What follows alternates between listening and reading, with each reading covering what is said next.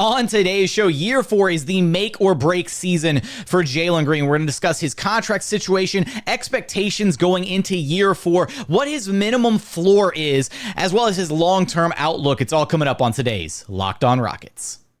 This is Mission Control, Houston. Ignition sequence start. 6, 5, 4, 3, 2, 1.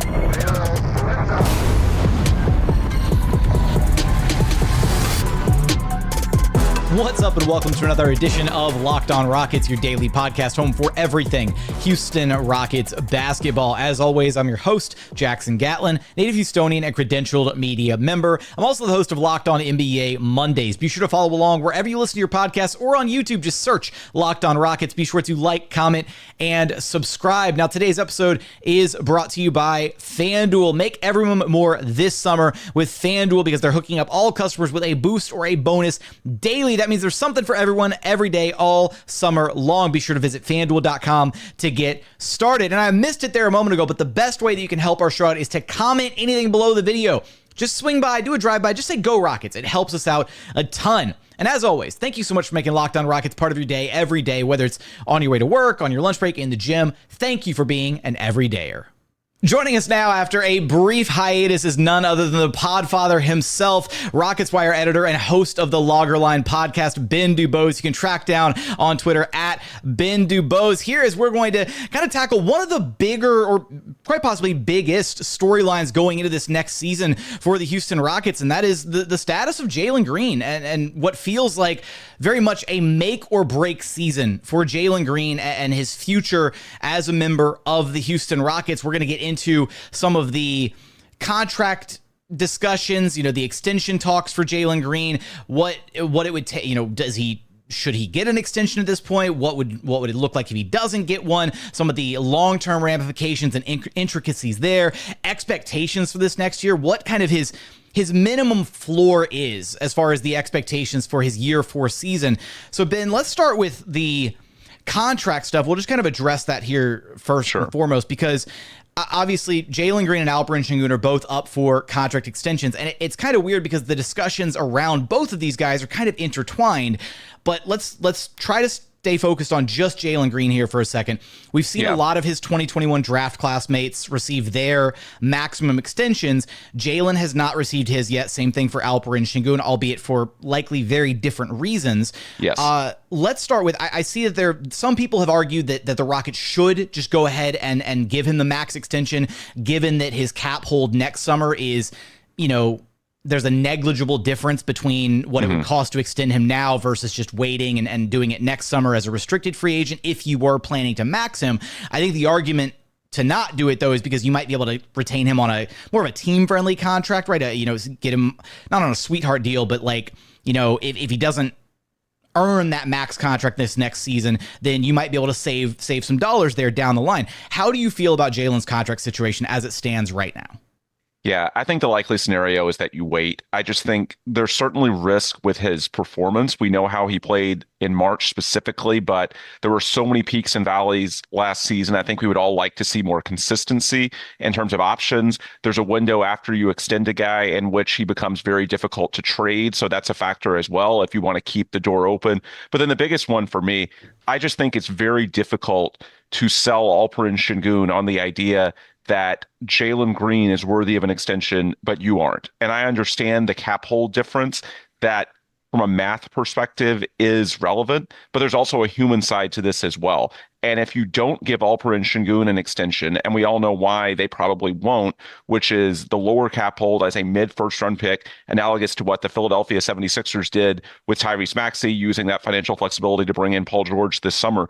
If you ask Alperen Sengun to wait a year for that peace of mind, I think it becomes very difficult to get him on board with that if you turn around and give an extension to Jalen Green, a guy who objectively has not played as well as Sengun has over his first 3 seasons. So because of that, on top of the other issues with inconsistency, trade factors, whatever it may be, I think it's just cleaner on a basketball and business level and also on a human level to wait until 2025 for both Jalen and Sengun. it's unfortunate that it feels like there are kind of some politics at play almost on both sides, right? Where I've also seen the inverse kind of argued where, Alperen Sengun absolutely played out his mind. I think there's no doubt in anybody's mind that he has earned his max extension when you compare him to some of his peers, especially relative to like draft slot and kind of expectations for him. He has, far surpassed some of the other, top tier draft picks of that 2021 class. You go back and do redrafts and stuff, and a lot of people have him, consensus top 3, I think is the lowest you see in some redrafts that have been done for 2021. But then you turn around and you say, I've seen people arguing that, the Rockets can't or won't max Sengun because then it hurts Jalen Green's feelings, right? Because then Jalen Green maybe feels like he got snubbed as the number 2 overall pick. And it's this whole back and forth. See, I don't buy that because I do think that Sengun has objectively outplayed Jalen. Now, let me add one qualifier to what I said. If Jalen takes a significant enough discount to where it's well below the max, that it's well below the cap hold, then in that scenario, I do think you could explain it to Alpi and say, look, Jalen took this huge discount. Are you willing to do the same for that peace of mind a year early or to help team building? I think in that scenario, it could make sense to extend Jalen. However, I just have a tough time seeing Jalen give that much money back when you look at the deals that have been handed out to his peers already. Yeah, we still, correct me if I'm wrong, we haven't seen a Jalen Suggs deal yet, right? I don't think we have, no. Yeah, that's going to be the one that I think is going to be kind of, I'm going to butcher this word because I read it all the time and I never know how to say it. Analogous? How do I say that? Analogous. There we go. Wow, 2 tries and I whiffed on both. 0 for 2.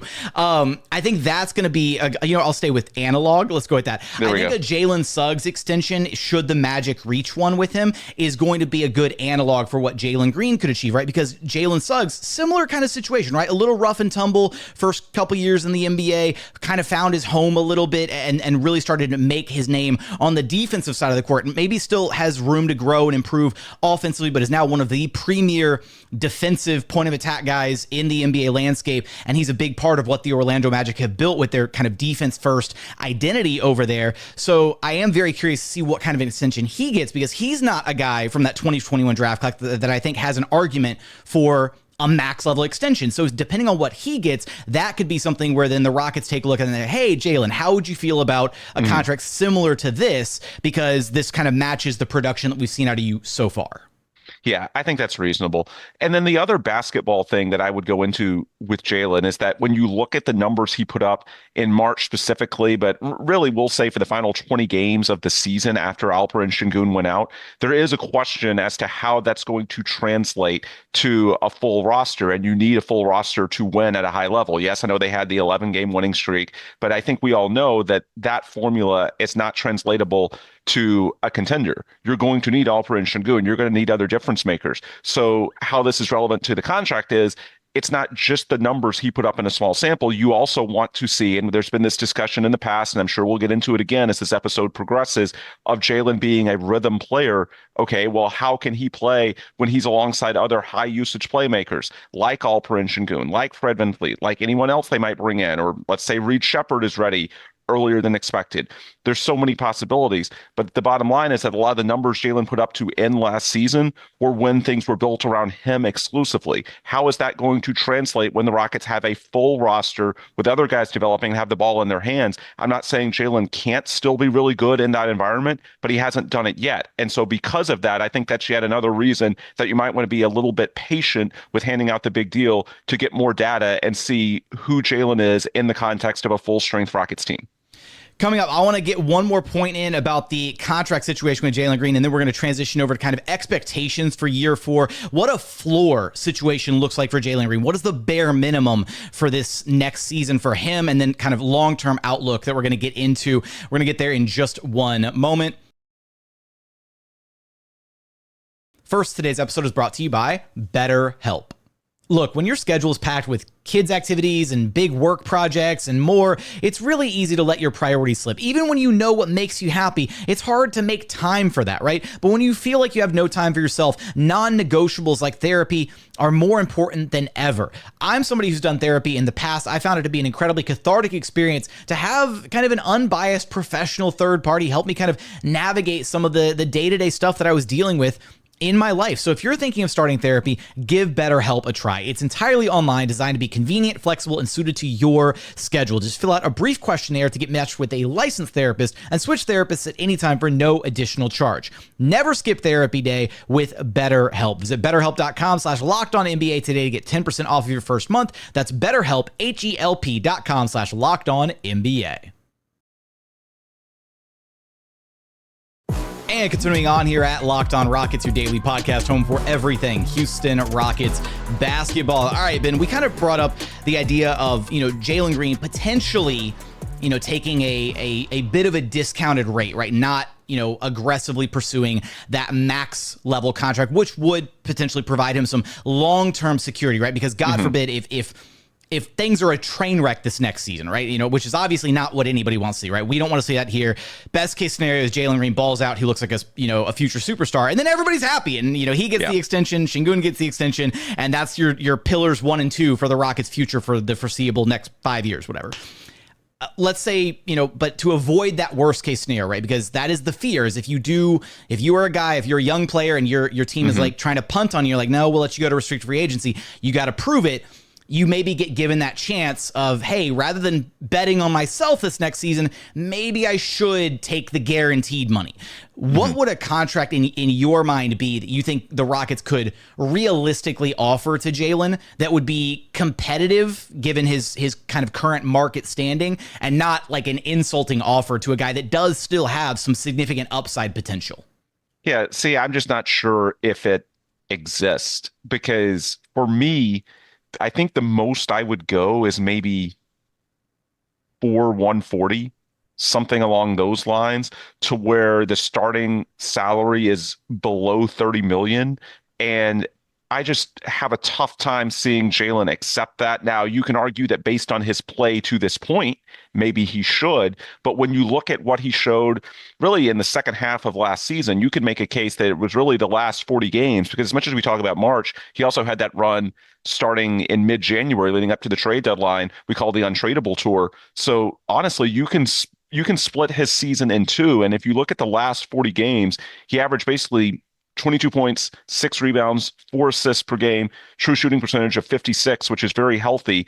It's not great, but it's analogous to Anthony Edwards year 2 in Minnesota. And no, I'm not saying that Jalen Green is Anthony Edwards. What I'm saying, though, is that in contract negotiations, Jalen and his camp can say, look, this is potentially the trajectory that he's on, at least to a small extent. They can try to make that argument. And so that's why I see 140 being a deal that they're probably unlikely to accept. But the bottom line is I am very reluctant to go above $30 million a year as a year one starting salary, because I think if you do that, it then becomes very difficult to make the case to Alperen Sengun to wait. And I think it is in the best interest of the Rockets as a franchise to wait until 2025 on Alperen Sengun in particular, because of that lower cap hold. And so I have a tough time, if you're asking Sengun to do that, to trust the organization, to build a contender around him by giving financial wiggle room. I think turning around the optics of giving a $30+ million a year deal in year one to a guy who objectively has not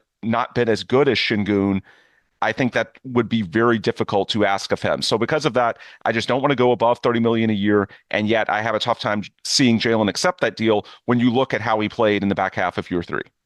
Yeah, it becomes really tough too, because you start thinking about the idea of, is it easier or harder to trade? I think it's flat out probably going to be harder if you do have to cross the line of wanting to trade him down the line. I think it becomes harder if you do extend him to want to trade him, right? Now, just from a logistics perspective, you can't trade a player for, I believe, 6 months after being extended. Right. So I think that the deadline here, if the Rockets did want, and we discussed this in our recent episode when we were talking about Lauri Markkanen, but he's kind of under the same situation with the Utah Jazz. If they don't extend him by August 6th, then he won't be eligible to be traded at this upcoming trade deadline. Now, if you're the Rockets, I do wonder if there is some thought there where maybe if you were able to extend Jalen Green, maybe he does have more value, at the trade deadline if he's on a long-term contract as opposed to being on that short-term deal. Although the short-term deal, restricted free agency, that gives you a lot more club control. So I think that's probably just ultimately at this point the safest route to go for whether he's with the Rockets or whether he's with another organization. That is the route that it feels like we're headed down. Now, when we start taking a look at kind of some of the expectations, I think it's worth highlighting and looking back, at least at this most recent season, and seeing some of the different ways that the Rockets tried to make things work with Jalen Green. And you brought up the point about the usage, right? About everything being built and catered around him in that month of March, when we saw the 11-game win streak and he played out of his mind. He's very much a rhythm guy. The biggest question I think here with Jalen Green is not only the consistency, right? That's a big element of his game that's got to be ironed out for him to get to a place where he is a consistently good NBA player, where he's productive, where you don't have these peaks and valleys, these lulls, with these 2, 3, 4 game stretches where he just doesn't look like he should be starting. I do wonder what that ultimately looks like if he can find success playing alongside those other guys, because we saw last year, Ime Udoka try a number of different ways to deploy Jalen Green. We saw him originally at one point in time, we saw Fred VanVleet being subbed out early and Jalen being given the reins kind of alongside, the other starters into the first quarter kind of stuff. Then we saw him switch things up and have Jalen kind of run the secondary unit. And I've seen people in the YouTube comments and stuff arguing that, Jalen wasn't given nearly as much, leash as, say, Alperen Sengun to kind of run things, or wasn't, given as big of a role. And I went back and looked through like the first 41 games of last season. Sengun had a 28%-ish usage rating, and Jalen Green had like a 26% usage rating through the first 41 games. Like, they were both given ample opportunity, and one just did a lot more with it, unfortunately. Yep. So I'm trying to see. I just don't know if. I made the argument the other day that Jalen's best role might be served as a primary ball handler, and I think that's. It's possible with Fred VanVleet in your lineup, but is that the best scenario for the Rockets moving forward? Are the Rockets better with the ball in Jalen Green's hands and him kind of running the offense with Fred playing more of an off-ball role? Can Jalen, elevate his play to that level and be the primary facilitator for this team?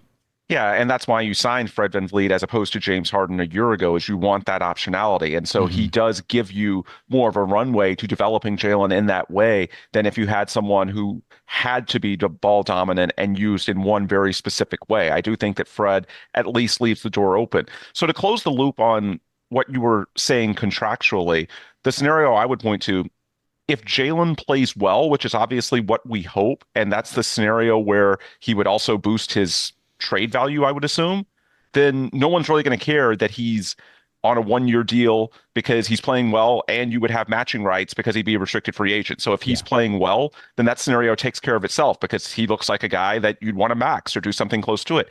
And if he's not playing well, then what does it really matter? Even if he's on a friendlier contract, if he's not playing well, look, it's year 4. There's only so long you can make excuses and say, well, it's not the right system. He needs more time. If he doesn't play well in year 4 or doesn't play well enough, I don't think he's going to have a ton of trade value to where you could say, look, take a flyer on Jalen at $30 million or so a year. No, that's not going to look like a good deal if he's looking like a guy who's going to be the next Jordan Clarkson. And I'm not saying that's what I expect. I'm just saying in that downside scenario. So I think it sort of takes care of itself in terms of the contract, and why I don't think it makes sense for the Rockets to do an extension unless it's super cheap. Because, yeah, if he plays well, then nobody's really going to care that he's on an expiring because he's worth it based on his play, and you would have matching rights. Now, as far as his play, I would say the big things for me come down to certainly shooting. I think, so he was just above 33% on threes last season, which is not good enough. Now, you can sell me on the idea that he's probably a 35, 36% three-point shooter if his selection was better. We all know that Jalen took some ill-advised threes. The Rockets don't have a ton of creators. So you can sell me on the idea that his percentages are a little bit skewed based on usage. With that said, to play alongside multiple good playmakers like Alperen Sengun, like Fred VanVleet, you need to make threes at a good clip. So 33%, even adjusting for usage, is still on the low side. I would like Jalen to be, mid 30s overall, and maybe that means he's upper 30s to near 40 on clean looks that he gets in rhythm. Bottom line, he has got to shoot threes at a higher level. I know he's working on it, but at some point he's got to do it. So in terms of functioning in a team concept and not just when the ball is in his hands, being more than just a rhythm player, the way to do that is to provide value off ball as a floor spacer when your teammates have it going. If Alperen Sengun has it going one night, and so you want the ball in his hands, can Jalen still make those open threes if he's not dribbling into rhythm to to sort of find himself on the fly. I think that's where the shooting comes into play. I also think the free throws, I go back to that a lot. Even in the back half of last season, where objectively the numbers got better for Jalen, he still averaged barely over 4 free throws per game, which is well down from the total he had in year 2, which was like 6.5, something in that range. Jalen has too many physical gifts with his burst, his speed, his athleticism to be getting to the line that infrequently. Some of that I do think has to do with confidence. When he doesn't have it going, we know he can get a little tentative at times. I just think going into year 4, which is when you are something close to a finished product or closer, he's got to find a way to get more free throws. That is the hack when it comes to efficiency, to true shooting, that all the elite guards have. 4 per game is just way too low for his skill set. So he needs to shoot better in general, but he also needs to get back to the guy he was early in his career. And you can sell me on the idea that perhaps in year 3, he was getting used to playing alongside other high usage playmakers that he didn't have in his first 2 years in the NBA. Alperen Sengun took the leap. They brought in Fred. So you can sell me that last year was an adjustment. However, what makes me a little hesitant to totally buy in on that is that even in the second half of last season, when he did adjust in certain ways, and then there was an Alperen Sengun for the final 20 games, again, the free throw total was still pretty low. So I think that should be a point of emphasis for him, because if he can get the free throws back to 6, 7 per game, that's going to help the efficiency metrics that we all know he needs to get to that next level. Coming up, we're going to get into the long-term outlook as well as a kind of a statistical floor for Jalen Green that we're looking for this next season. We're going to get there in just one moment. First, today's episode is brought to you by FanDuel. Look, I love sports. I love them so much. I never really want them to stop. But look, we're not going to have Olympic basketball forever. And when we start running out of those games and maybe the sports just aren't sportsing the way you want them to, look, FanDuel lets keep the sports going whenever you want. All you have to do is open the app and dream up bets anytime that you're in the mood. And this summer, FanDuel is hooking up all customers with a boost or a bonus daily. That means there's something for everyone every day all summer long. Right now, you can take a look at the outright betting favorites to win Rookie of the Year next season. Zach Edey's still the favorite at plus 600. Reed Shepherd right behind him, though, at plus 700. And then Zachary Risache in third place at plus 800. So for all those odds and so much more, head on over to FanDuel.com and start making the most of your summer. FanDuel, official sports betting partner of the NBA. And final segment here at Locked On Rockets, your daily podcast, home for everything Houston Rockets basketball, talking all things Jalen Green on this episode. Be on the lookout for our next one, where we're going to kind of be doing the same thing for Alperen Sengun. We'll tackle some of the contractual stuff there, some of the intricacies, all that kind of stuff, as he's approaching his year 4 as well. Now, been talking about a floor scenario for Jalen Green. I know you brought up the free throw shooting, which I think is an incredible point. That's one of the secret sauce, right, if you will, to efficiency in today's NBA's landscape. So that's definitely something that has to improve. The 3-point shooting we know has to improve.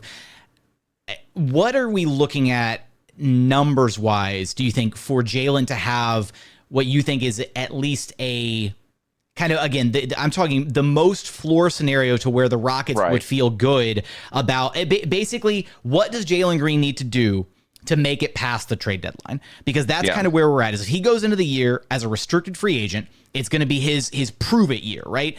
And then if he's not proving it, the Rockets are basically up against a wall of either trade him at the trade deadline or let him go to restricted free agency. And then at that point, if he's not playing well, then why would you bring him back in the first place, right? So it's not quite lose him for nothing, because you could still match any theoretical offer that comes down the pipeline for him. If there's another, if the Charlotte Hornets come out of nowhere and they're like, we'll give you $15 million a year, whatever, they could still max that offer.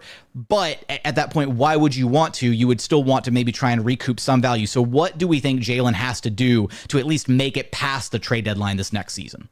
Yeah. And to put a bow on the free throw discussion, the reason that's so important is because if you're getting to the free throw line a healthy amount, besides it helping your overall efficiency, that's what allows you to avoid the extreme peaks and valleys. Look, if you're a perimeter scorer in the NBA, you're going to have games where the shots just aren't falling. That comes with the territory when you're not a big man and you're not shooting close to the rim. But as we saw with James Harden, even in games where he shot just 25, 30%, he was still making an impact because he got to the line well enough that it wasn't like he wasn't able to get you points. Your offense did get through those sticky stretches, as opposed to with Jalen, it feels like when the vibes are great, like they were for a lot of March, then he looks like one of the best scorers in the game.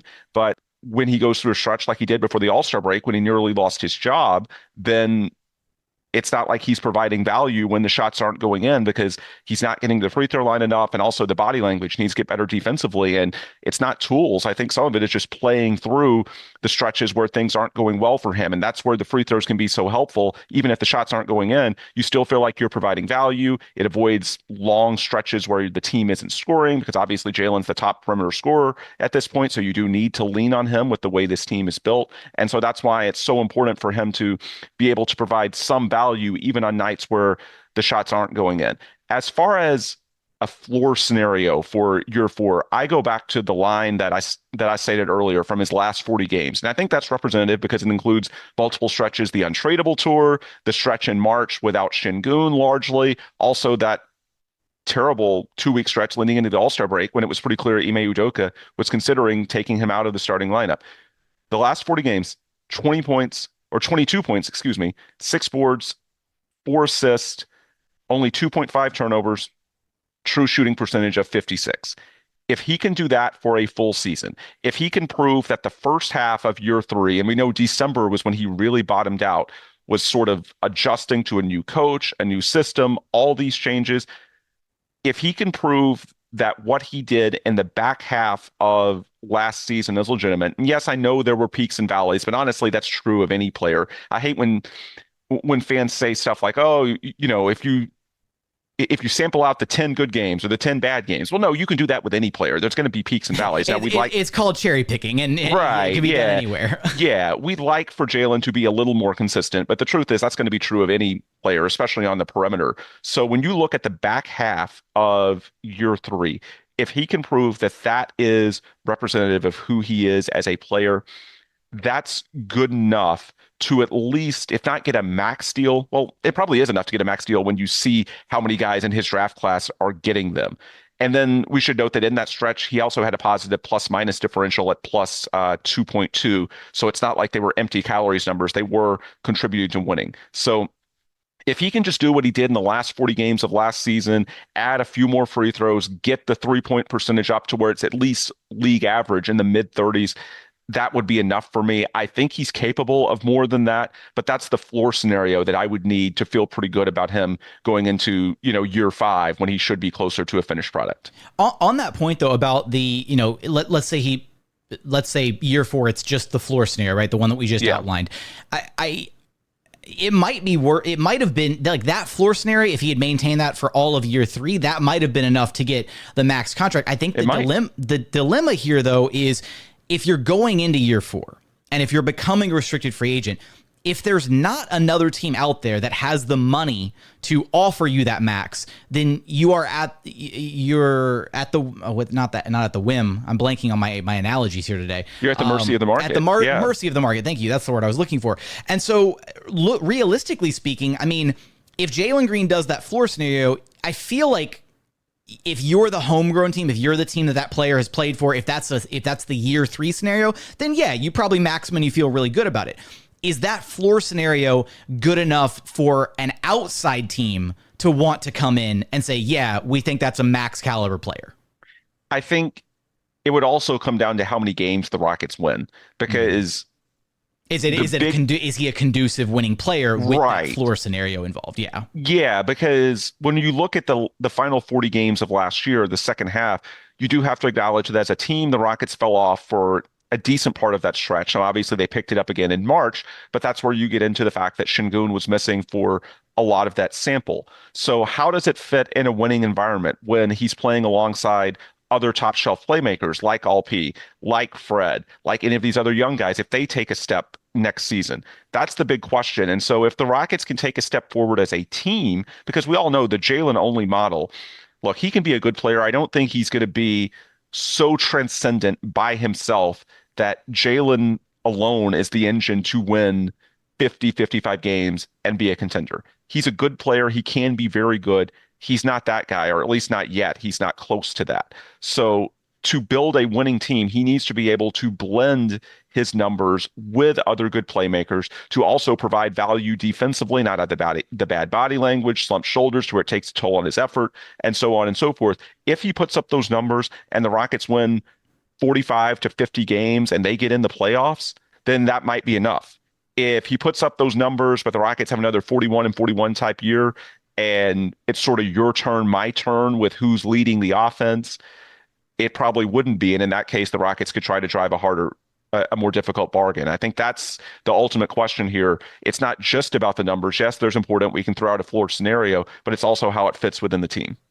Absolutely. I think these are all excellent points. I'm curious if you're watching along on YouTube. We want your thoughts in the YouTube comments. How do you feel about Jalen Green going into year 4? What are your expectations for him? What is your floor scenario? What do you need to see out of him to feel like he is a permanent long-term fixture of the Houston Rockets? Let us know in those YouTube comments. But Ben, you know the drill. Let everybody know where to track you down at.